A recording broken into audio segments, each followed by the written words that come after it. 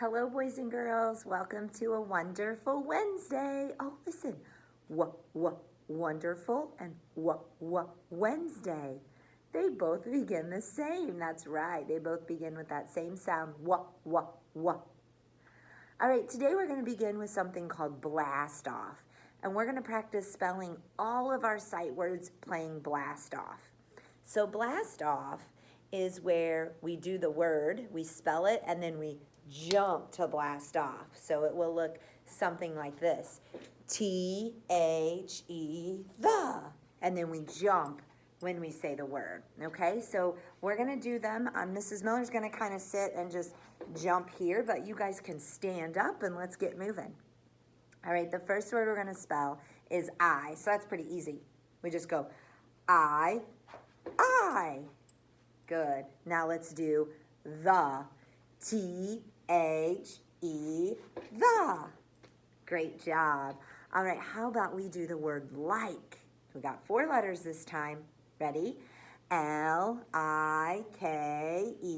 like. Great. And our new one is and. A-N-D,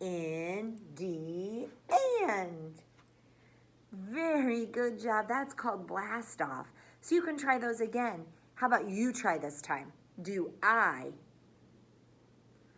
All right, good. Now do and. You spell it. Awesome. All right, do the. Good. And finally, like. Perfect. Very good. That will help you to remember how to spell those new sight words. Now remember, you can be finding those sight words anywhere. You could find them in books. You could find them in magazines. You could listen for them when you're watching TV or when one of your other teachers is talking. All of those are great things to be looking for and listening for on our new sight words. Remember, A, N, D, and. L-I-K-E, like. T-H-E, the. And then we just have I. That one's pretty easy. So when you're doing read to self, make sure you're looking for those. Remember, reading to self is very important. You should be trying for like 10 minutes of read to self. Looking at those pictures, moving your finger from left to right on those words, making sure you know what the front and the back of the book is. Those are all great things you should be working on when you're doing read to self. So today I'm challenging you to try 10 minutes of read to self. So find yourself a good comfy spot, get yourself a stack full of books, and go to town reading them. That will help you to become a better reader. Very good. Awesome job today, boys and girls. So today we're going to be working on a book called Applesauce Day. Now, we are going to be tasting some applesauce. So maybe if you have some applesauce at home, you could try some applesauce after or while you're listening to me read, or after I'm finished reading, you could try some applesauce because you're also going to be writing about applesauce and if you liked it. So listen to my story called Applesauce Day. I spy the big pot on the counter right away. Hooray, I said, it's applesauce day. Hannah cheers. Ezra brings his spoon. At breakfast, we load up the car and drive to the apple orchard just outside the city. Yesterday, you should have been looking at the apple orchard. You kind of took a little tour of the apple orchard. So that's where they're headed today. The air smells like ripe apples here. I listen to the quiet. There are no sirens, no screeching tires, only the buzzing bees and the leaves rustling in the air. Then Hannah calls my name. She's on her tippy toes, tugging at an apple. She must have found just the right apple that she wanted. I show her the trick Dad taught me last year, twist and pull. The apple pops right off. Dad winks at me, and we get to work. Mom and Dad pick the high apples. Hannah and I pick the low ones. Ezra helps too. Soon, the baskets are full of rosy apples ready to be smushed into sweet, tangy applesauce. We pack them up and head for Grandma's big, roomy kitchen. Where are they going to go make applesauce at? Grandma's, yeah. Grandma's waiting at the door. Her smile matches mine as she hugs me tight. Ready to make applesauce? She asks. We lug the apple baskets into the kitchen and take our places. This year, Ezra gets to help too. He's been too little to help, and now he gets to be a good helper. Dad washes the apples and Grandma cuts them into quarters so they'll cook quickly. Ezra drops the apple quarters into the big steel pot. Thunk, thunk, thunk. It's heavy and wide and holds lots of apples. The perfect pot for applesauce, Grandma says. It looks like a regular pot to me. Look at all those apples they cut up and put in there.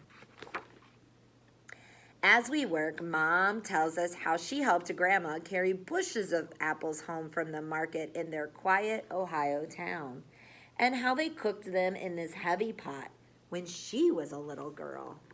So Mom and Grandma have been making applesauce for a very long time.